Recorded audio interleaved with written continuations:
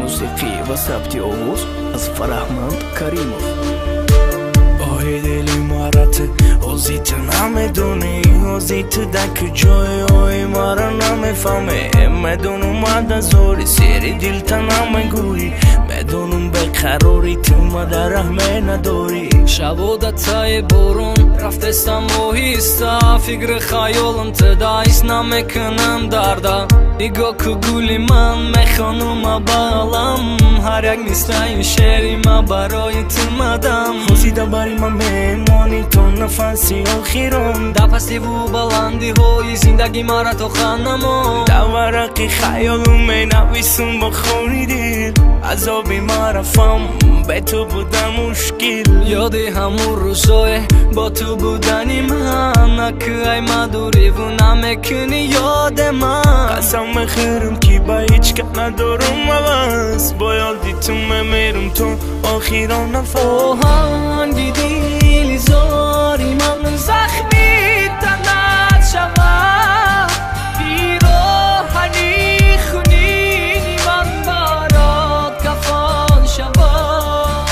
روز نظر کنی تو بر سگ مزاری من، افسوس نیابی تو مرا بگردی زاری من. اگر که یه لحظه دردم میکردی حس، ممکن که همان وقت دیگر میشد سرنوشت. روزه میشود که تو مرا میکنی یاد، بدان که همان روز جانت میکنه وفات. با یک گوز گریه کردم بزنی داد، تا گوشی من نمیرسد همون صداد. کفنی من میشود کرده ای تنت، کردی تو خیانت عشق رسید به آخرت. خیانت کار نته مرا دیگه آزار، تنها موندم به تای زندگی شدن بزار. بگو که تو بکی دردم میکنم بجا، بگو با دردی من کدام طبیب میتدوام. دیگه غمم نته عمیق دارم خواهیش، بگو که تو بکی این دل میکنه نالیش. بگوی بعدی 100,000 سال تو مهری من، خدا شاهید نیابی خاکی سر ما. آهنگی دیلی زاری من زخمی تنت شود، پیراهنی خونینی من برات کفن شود.